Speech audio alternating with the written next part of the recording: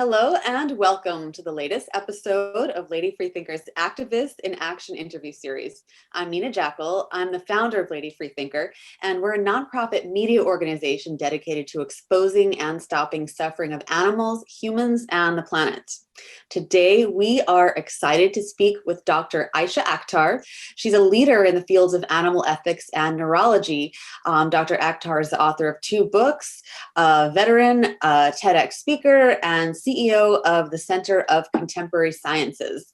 Based in Maryland, Dr. Akhtar is a double board certified neurologist and preventative medicine and public health specialist.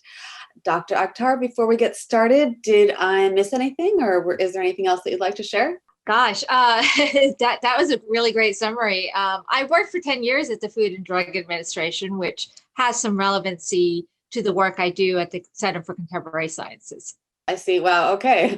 One more to add to the long list of accomplishments. So you have such a robust background. In our interview before, you shared that you see a large gap in the number of scientists and doctors needed versus those who are actively going into this field. Can you explain more on why this is an issue and why young people and those looking for a career change should consider going into these professions? You might be seeing my cat trying to get in the way here, so I hope that's all right. Nessie, fine. This is Nessie. Yeah, so there's so few doctors. First of all, there's so few doctors in the animal protection movement, and the doctors that are in this movement tend to be mostly focused on the diet issue, on the health benefits of vegan diet. But I don't know of any other doctor other than myself, or maybe just a few, that really explore the larger issues, the larger connection between human health and welfare and animal health and welfare. One of the core messages that I always try to leave people with is really, when you look at the data, when you look at the public health information, it becomes absolutely clear that what's good for animals is what's good for humans. Our health and well-being is so intricately tied with the health and well-being of other animals. And so we don't have many doctors working on this issue. And we definitely have very few doctors and scientists working on the issue of animal experimentation. And that is an issue near and dear to my heart. I've witnessed personally animal experimentation. I've been intimidated to go into it throughout my medical career. And there's a need to really change that dialogue. And we need more doctors in this movement to help push the replacement of the use of animals with better, more effective testing methods. And in general, what I've seen a lot in the academic areas are that there are a lot of people who are moving into sort of the liberal arts and focusing on animal protection in those areans, and the humanities, for example, but very few in science. And if we're going to make a change, if we really want to make a change in this movement and really bring everyone in, we need to have more people in the sciences involved as well, because there's so much we can do as scientists, whether it's highlighting the connection between public health and factory farming, environmental destruction, wildlife trade, and infectious disease risks to us, or looking at animal testing. Those are just some of the few connections that can be explored through science. I'm just kind of curious. You said you've witnessed animal testing. Yeah. Can you talk a little bit about what you've seen? So I'll tell you one story, and it's really heartbreaking. This was actually not a direct witnessing. This was through a video. I was at a neuroscience conference, and one of the speakers at this neuroscience panel got up to talk about his spinal cord research. And he showed a video. And basically what he did was he had paralyzed the back legs of a cat, and he implanted devices to monitor the cat's movements in the cat's brain. And the video was him recording the cat as the cat is trying to walk on this small cat-sized treadmill. And so, of course, the cat with her back legs being paralyzed kept slipping off the treadmill. And he would keep putting her back on and repositioning her, and she would keep slipping off. And the reason why this one in particular struck me because at one point when the man was readjusting the cat actually reached out and rubbed her head against his hand. It broke my heart. And as soon as I saw this video in this room of about 500 people, I sat up straight in my seat. I started looking around to see if anyone else had noticed this. I saw no recognition, no change in people's thinking or their viewing at all.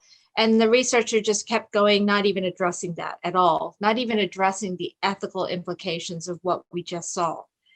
At the very peak of her suffering, this cat was reaching out for kindness from the man who had given her that suffering.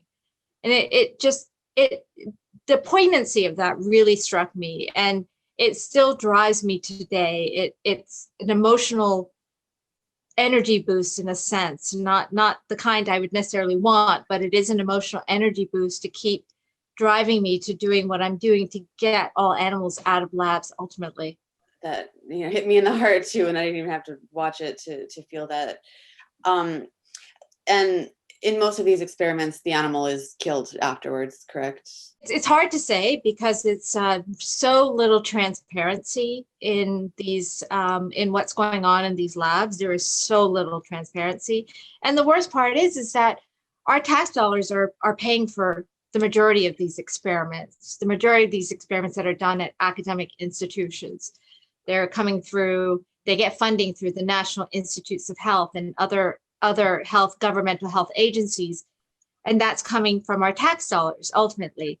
So we don't know, but many of these animals do get killed, or if they're not killed right away, they're just reused again and again for different experiments or for long-term experiments. So moving on, from your research, why do you feel that it's so important to understand the connection between humans and other animals?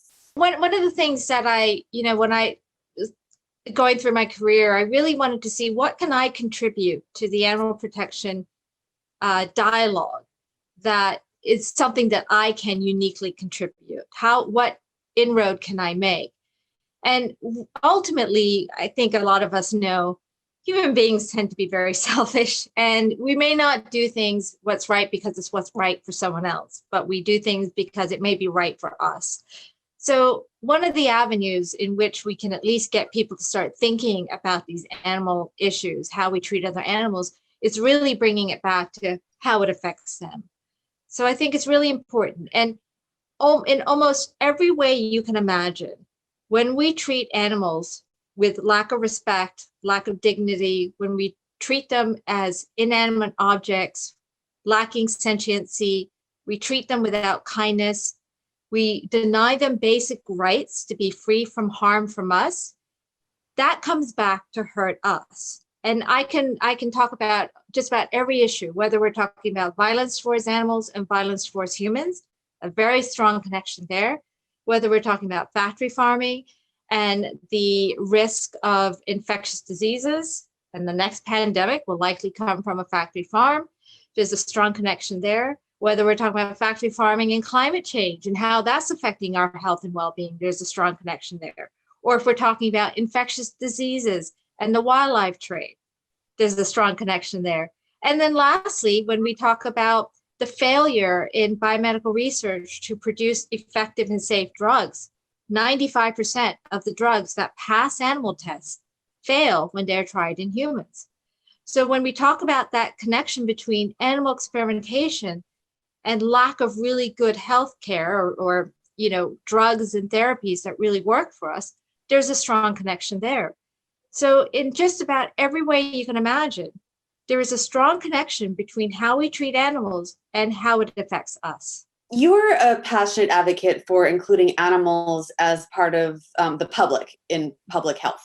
Can you share more about what that means? That really goes back to what I was just talking about, that connection between human health and well-being and animal health and well-being.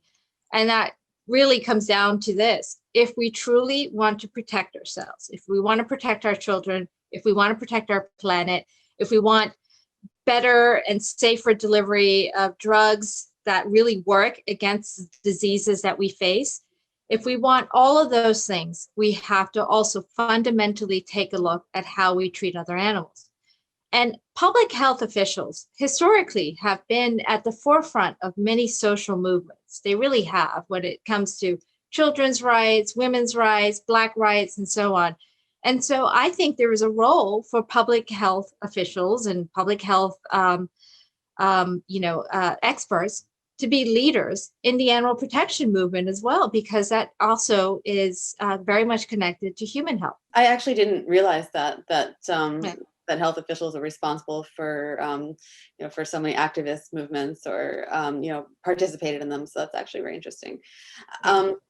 And as my last question, I'd love to know what's in store for you moving forward, and also what is the best way for people to follow you? So there are two ways you can follow me. One is either through the organization, the Center for Contemporary Sciences, or you can just Google my name, and I have my own personal webpage and a contact page as well. And what's in store really for the next, I don't know how many years, I'm fully devoted to the Center for Contemporary Sciences to really get our organization off the ground and to really drive a systemic change in biomedical science so that not only are we replacing the use of animals, but we're replacing the use of animals with something that's even better for humans, meaning we're replacing the use of animals with testing methods that are based on human biology. So it's an absolute win-win for both humans and animals. And that's going to be taking up almost all of my focus for the next few years. That's fantastic. I can't think of a better way to spend your time in these coming years. What you're doing is so important. So thank you for sharing this with us. We really love everything you're doing and look forward to following your journey and seeing what you will achieve, because I know you will achieve many things. For those watching, thank you for checking out this episode of the Activists in Action series. Be sure to check out our other videos and stay tuned for future episodes. And to learn more about our organization, please visit ladyfreethinker.org, or you can follow us on Facebook, Instagram, and Twitter at Lady Freethinker. Thanks for watching.